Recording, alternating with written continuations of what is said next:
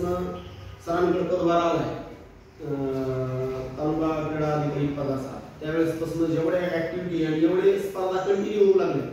एक 4 वर्षापूर्वी 2 वर्षापूर्वी ह्याचं कुठं नावच नव्हतं. कुठं झाल्या पुण्यात काय वडगाव इकडं तिकडे कोपऱ्याला कुठंतरी काहीतरी व्हायचं आणि त्याच्यात ती गोंधळ भांडण सडणं अशा गोष्टी व्हायच्या.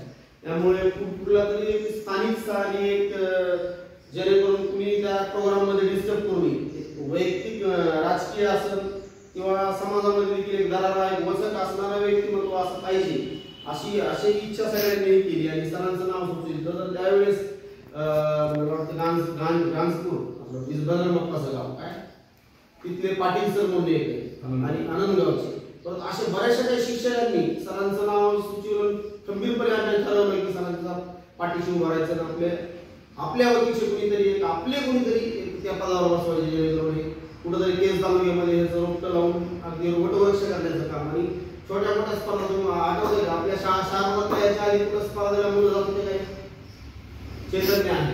आज तो डिव्हिजन स्टेट पर्यंत गेला.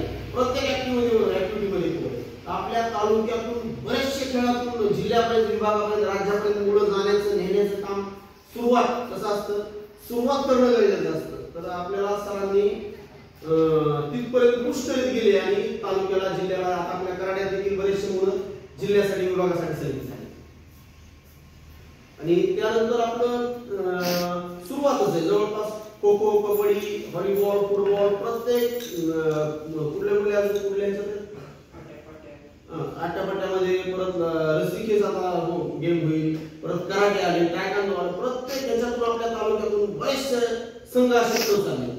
या आधी नामोनिशाण नव्हते. खेळ म्हणजे फक्त धिंगाणा भांडण पालक देखील सुज्ञान म्हणजे पालक जेणेकरून असा विचारात हे झाले की बाबा नाही आता खरंच खेळाचा कुठेतरी बेनिफिट आहे.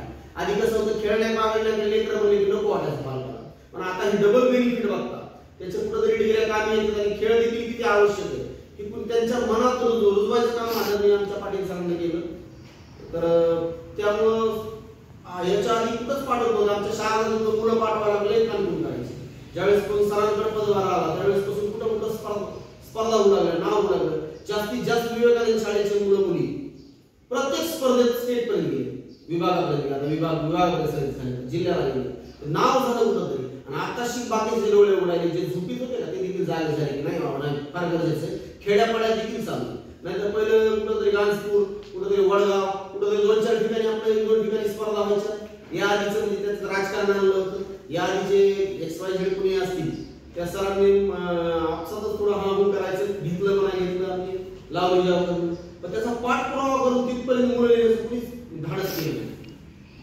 खिशातून झळ लागून धाडस आणि आपल्या प्रत्येक कार्यक्रमाला आमदार खासदाराशिवाय आले नाही. तुम्हाला माहिती का मागे इथं व्हॉलीबॉलच्या स्पर्धा झाल्या, परत मैदानी काही स्पर्धा झाल्या इथंच.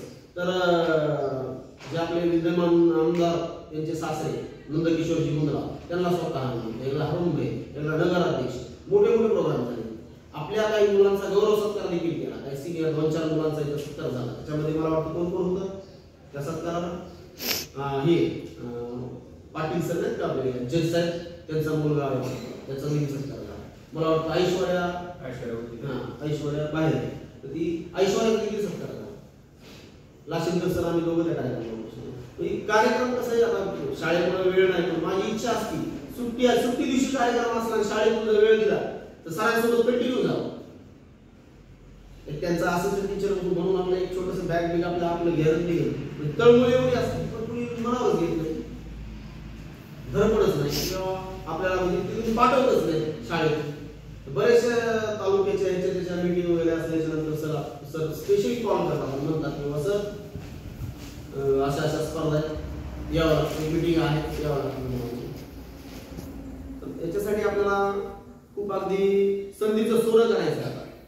आपले माणसं त्या पदावर आहे तर त्यांच्या हातून धापास लेकराचं कल्याण होत असेल तर ते त्या गोष्टी करायला हरकत नाही. आपण आता मी स्वतः त्याच्यातून जातीनं लक्ष घालून मी सरांच्या मागे चिमट लावून लागणार आहे. सर आपल्याला एवढं सहकार्य करत आपण प्रत्येक स्पर्धेत स्केटिंग जिम्नॅस्टिक माझ्याकडे जेवढं होईल आर्चरी रायफल शूटिंग सहित स्टेट नॅशनल पर्यंत मुलं लिहा ती सरांच्या माध्यमातून सरांना म्हणा तालुक्याच्या स्पर्धा कुठेही कशाही अरेंज करा आणि आम्हाला इथून पुढे करा. आणि त्यांनी आपले जवळपास फक्त 7 मुलांमधून जिल्ह्याला इथं येऊन स्पर्धा घेतल्या, त्याचा रिझल्ट अजून सरांकडे पाठवणार आहे आपल्यासोबत आणि लागलीच ते घेऊन जातात म्हणजे. आणि असंच थोडं थोडं हळूहळू ह्या माध्यमातून आता क्रीडा संकुल तर सरांना आमदार ताईंच्या मागं लागून त्यांचे चांगले संबंध आहेत भैयाशी वगैरे, त्यांच्या यजमान म्हणजे नंदकिशोर मुंदळाचा मुलगा अक्षय भैया मुंदळा यांचे त्यांची एकदम मैत्री चांगली फ्रेंड आहे. तर त्यांच्या माध्यमातून आपलं इथं पिशेगाव या ठिकाणी त्यांनी क्रीडा संकुल सुद्धा मंजूर सगळ्यांना फोर्स करून मंजूर करून आणलं आणि लवकरात लवकर ते देखील होणार. झाल्याच्या नंतर बघा आपला आणखी वैभव आणखी शहराचा वाढ आणि बऱ्याचशा स्पर्धा छोट्या मोठ्या तिथं होतो. म्हणजे आपल्याला इथं तिथं चिखला पाण्याचं झाडाखाली पावसाखाली इकडे तिकडे जायची वेळ. एक छोटस स्टेज मुलांसाठी खेळाचं उपलब्ध करून देतात, ग्राउंड उपलब्ध करून देतात. तर आपण त्याचा संधीचा सोनं करा, फायदा घ्या. त्याच्यात तुम्हाला जेवढं डेव्हलप करता येईल, जेवढ्या खेळामध्ये सहभाग घेता येईल तेवढ्या घ्या. एवढं बोलतो आणि माझे सरांना अशी विनंती करतो की त्यांनी जे भाषण त्यांना मार्गदर्शन करावं. धन्यवाद. तालुका क्रीडा असोसिएशनच्या माध्यमातून आज भेटले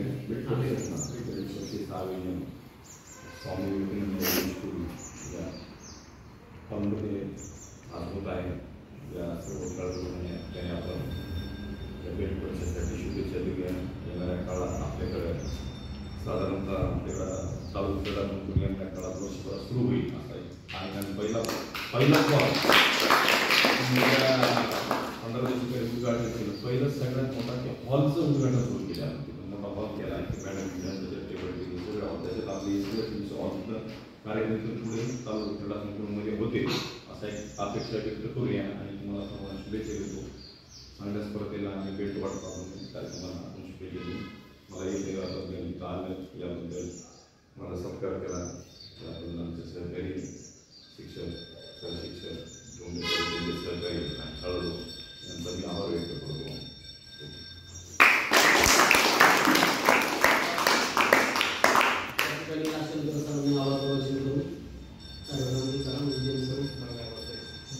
दोन मिनिटं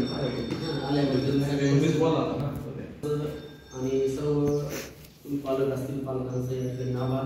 आणि आता आपला कार्यक्रम कंटिन्यू सुरू होईल. आता बसून फॉर्म बिम भरा.